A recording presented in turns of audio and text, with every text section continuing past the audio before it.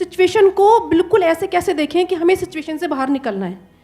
कि मान लो हमारे पास बार बार कोई प्रॉब्लम आ रही है, हम उसे फेस कर रहे हैं, फिर जो आसपास के हमारे सराउंडिंग्स के लोग हैं वो भी टाउंटिंग कर रहे हैं हम पर, नहीं तुमने पहले भी ऐसे किया था, अब फिर तुम फेल हो जाओगे इसमें, तो वहाँ जा करके हम स्टक हो जाते हैं और फिर हमारा कॉन्फिडेंस लूज हो जाता है। हम एग्जैक्टली कहाँ स्टक हो जाते हैं, जिसको आप जो वर्ड यूज कर रहे हो स्टक हो जाते हैं, मतलब आप कह रहे हो कि हम अपनी थिंकिंग में स्टक हो जाते हैं, थिंकिंग में स्टक हो जाते हैं, राइट? कि हम ओवर थिंकिंग में चले जाते हैं, ओवर थिंकिंग, कि हम बैठे बैठे बस सोचते रहते हैं कि ऐसा क्यों हुआ, क्या हुआ, ऐसा नहीं होना चाहिए, कि हमारे में कुछ कमी ऐसा हो गया तो क्या होगा, वैसा हो गया तो क्या होगा, मैं दोबारा भी ट्राई किया नहीं हुआ तो क्या होगा। हम जानते हैं कि पहले भी ऐसा हुआ था, फिर हमने उसे ओवरकम कर लिया, लेकिन बार बार वही चीज आते आते फिर वही ब्रेन का जो कंफर्ट जोन है हम फिर वहीं स्टक होने लगते हैं। और जिस कंफर्ट जोन की आप बात कर रहे हो वो एक्चुअल में ओवर थिंकिंग वाला जोन है। ओवर थिंकिंग वाला जोन है, मतलब बैठे बैठे बस सोचते रहते हैं जैसी हमारी कंडीशनिंग हुई कर है, कुछ नहीं पाते हैं, करते भी हैं तो थोड़ा सा करना शुरू करते हैं, उसके बाद वापस से वो थॉट्स हमारे ऊपर हावी हो जाते हैं, राइट? यही आप कह रहे हैं। राइट सर, प्रॉब्लम जो है इतनी ज़्यादा, क्योंकि एक्चुअली क्या लाइफ में अगर कुछ अच्छा होता है तो शायद हम प्रॉब्लम से इजीली निकल जाते हैं, बट बैक टू बैक जब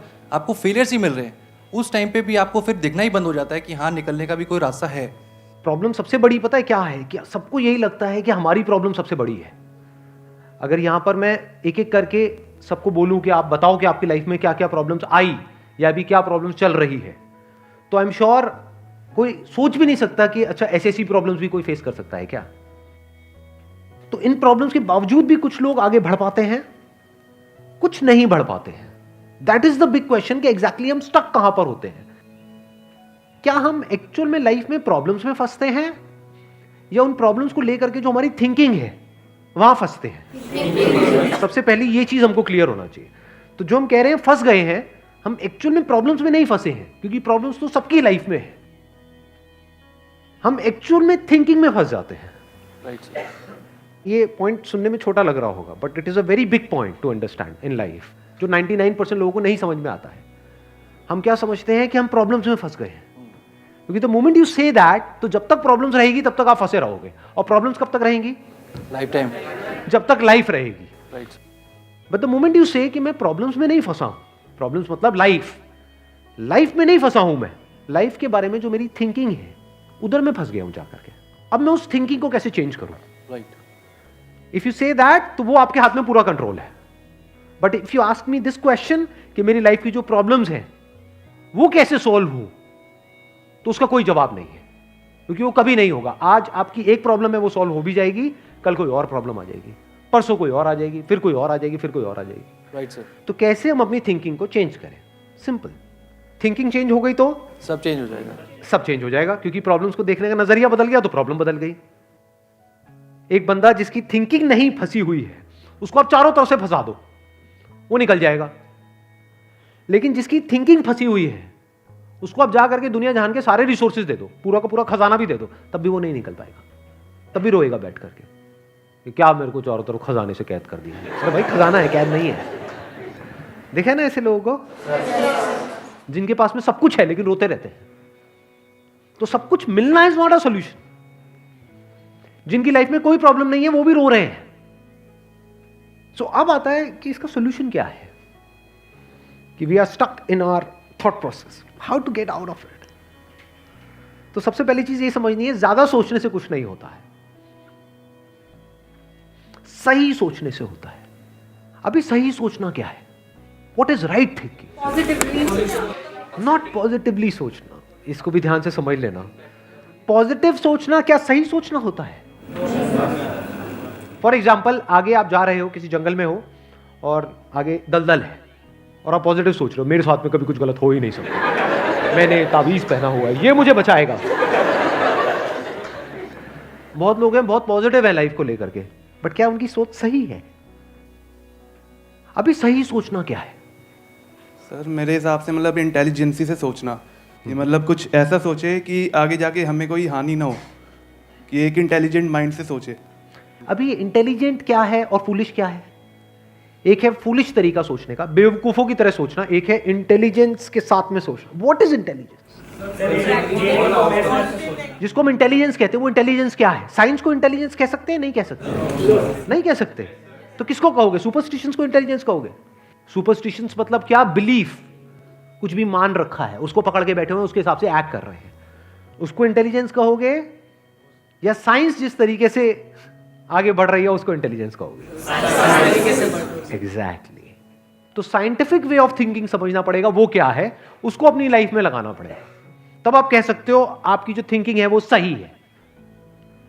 अब ये साइंटिफिक थिंकिंग मतलब क्या? रियलिटी को एज इट इज देख लेना, दैट इज साइंटिफिक थिंकिंग। यही तो है, और क्या है? There are laws of this universe, उसको एज इट इज देख लेना, उसको ऑब्जर्व करना, यही तो है साइंटिफिक थिंकिंग। उन लॉज को बदलना नहीं, क्योंकि साइंस बदल नहीं सकती उन लॉज को। लॉ ऑफ ग्रेविटी को साइंस बदल नहीं सकती है, उस लॉ को समझ करके उसके हिसाब से एक्ट कर सकती है। इसी साइंटिफिक थिंकिंग को अगर हमको अपनी लाइफ में लगाना हो तो इसका मतलब क्या? एक थिंकिंग हो सकती है लाइफ से रिलेटेड, जो भी आपके दिमाग में कचरा भरा पड़ा है बचपन से लेकर के आज तक, जैसा आपको समझाया गया है लाइफ के बारे में। किसने समझाया है? वो लोग जो खुद नहीं समझते, लाइफ के बारे में अपने अपने बिलीफ्स बनाए हुए हैं, अपने अपने स्टैंड पॉइंट से लाइफ को देख रहे हैं।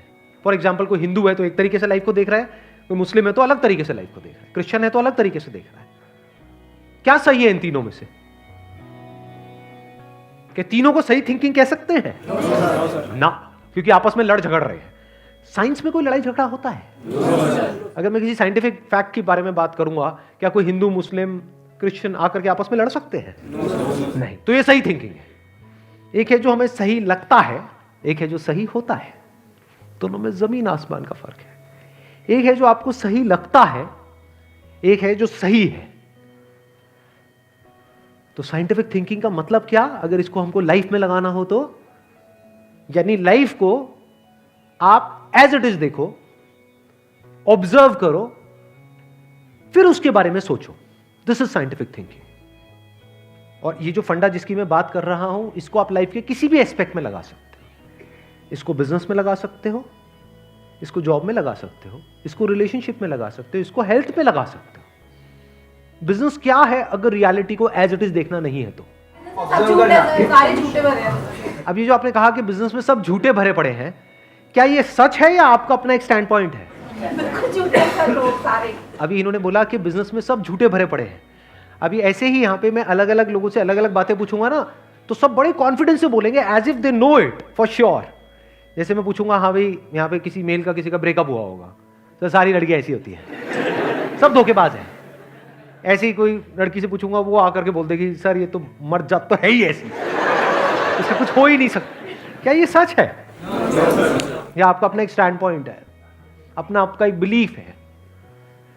तो ध्यान से समझ लेना, इसका जो सबसे पहला स्टेप है वो है अंदर जो भी कुछ पड़ा हुआ है आपके, जो भी आपने मान रखा है उसको छोड़ दिया। अब आप हल्के फुल्के हो गए, अब एज इट इज देखा लाइफ को, लाइफ को ऑब्जर्व किया as life, not my life. For example, anger, क्या एंगर आपका है? बट आप एंगर का सोल्यूशन कैसे निकालते हो? मुझे गुस्सा आता है, मुझे गुस्सा नहीं करना है। कभी भी आप एंगर का ऐसे सोल्यूशन निकाल ही नहीं सकते। सिर्फ आपको आता है गुस्सा या सबको आता है? सबको आता है। तो क्या एंगर सिर्फ आपकी प्रॉब्लम है या एंगर एक लाइफ की प्रॉब्लम है? Fear, if you can look at fear, not your fear और माई फियर, फियर, डर है ना, वो डर क्या है? Can you look at it? इसको बोलते हैं साइंटिफिकली चीजों को देखना। रिलेशनशिप, नॉट माई रिलेशनशिप और योर रिलेशनशिप, रिलेशनशिप। तो इस तरह से जब हम चीजों को देखते हैं ना, not from a subjective point of view but from an objective point of view, जैसे एक साइंटिस्ट देखता है, जैसे एक साइंटिस्ट ऑब्जर्व करता है, वहां पे ना खुश हुआ जाता है, ना परेशान हुआ जाता है, ना पॉजिटिव हुआ जाता है, ना नेगेटिव हुआ जाता है। This positive and negative is your stand point, is a subjective point of view. In objective reality, उसमें खुश क्या होना है और दुखी क्या होना है, वहां पर सब कुछ क्लियरली नजर आ रहा होता है। वहां पे कभी भी हमारी थॉट प्रोसेस स्टक नहीं होती है, हम फंस ही नहीं सकते। बिलीफ्स में आप गारंटेड फंसोगे। शॉर्ट टर्म में वो अच्छे लग रहे होते हैं क्योंकि वहां पे कंफर्ट मिलता है। जो भी हमने मान रखा है, अगर उसको पकड़ करके हम बैठे रहें और उसमें गोल गोल घूमते रहें तो बड़ा कंफर्ट मिलता है, लेकिन आगे जाकर के वो हमको फंसा देता है, एंटैंगल्ड कर देता है। बट जो रियलिटी है वो धीरे धीरे आपको आजाद करती रहती है, जितना आप रियलिटी को समझ जाते हो उस लेवल तक।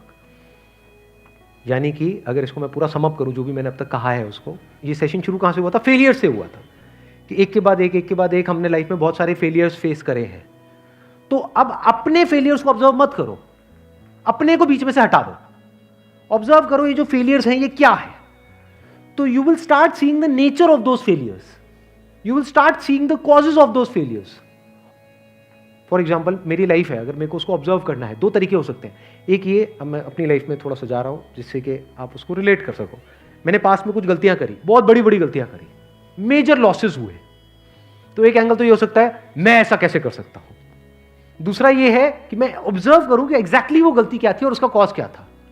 तो वो दिख जाता है, अच्छा उस टाइम पे वो ग्रीड बहुत ज्यादा हावी हुई पड़ी थी। अच्छा ये ग्रीड क्यों हावी हुई पड़ी थी, इतना लालच क्यों आया हुआ था कि हाँ ये करना है, ये करना है, ये करना है, ये क्यों आया हुआ था? और ये बचपन से ऐसी कंडीशनिंग हुई पड़ी थी, बचपन से घर में यही सारी बातें सुनी थी। तो इसलिए I was acting out of that information जो मेरे अंदर फीडेड थी, and that was not correct information.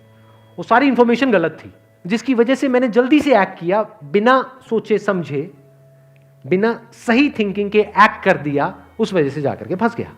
तो मुझे उस बंदे ने नहीं फंसाया, मैं खुद फंसा अपने लालच की वजह से। तो अब ये क्लियर हो रहा है हम कैसे देखते हैं। तो वंस वी सी दैट, तो अब मैं उससे पूरी तरह से फ्री हो गया, because I understood something which is very basic in life, जिसकी वजह से पूरी की पूरी लाइफ एक अलग ट्रैक पे निकल गई। क्या समझ आया? कि कभी भी ग्रीड से एक्ट नहीं करना है। अब इसको हम समझते हैं, कैसे समझते हैं? मॉरल साइंस की बुक से। वो सब बकवास है, ये लालच नहीं होना चाहिए, सबके अंदर लालच भरा पड़ा है। बट लालच हमको कैसे फंसाता है, इसको ऑब्जर्व किया अपनी गलतियों के बेस पर, और फिर समझ आया अच्छा ये होता है। लालच से ग्रोथ नहीं होती है। लालच से आप पैसा कमा सकते हो, बट उसको आप ग्रोथ नहीं कह सकते, क्योंकि आप डिग्रेड हो रहे हो। तो आप एक्चुअल में ग्रो नहीं कर रहे हो। एक्चुअल ग्रोथ में उसको कह सकता हूं जो होलिस्टिक ग्रोथ हो, उसको ग्रोथ बोल सकते हैं। आपने पैसा तो कमा लिया, लेकिन डर में जी रहे हो कि मैंने इतने घपले कर दिए हैं, अगर किसी ने पकड़ा गया तो पता नहीं क्या हो जाएगा, क्या फायदा ऐसी लाइफ का। उसको आप ग्रोथ कहोगे? Can you call it growth? ना। तो लालच से ग्रोथ नहीं होती। तो ये चीजें समझना बारीकी से, step by step, step by step.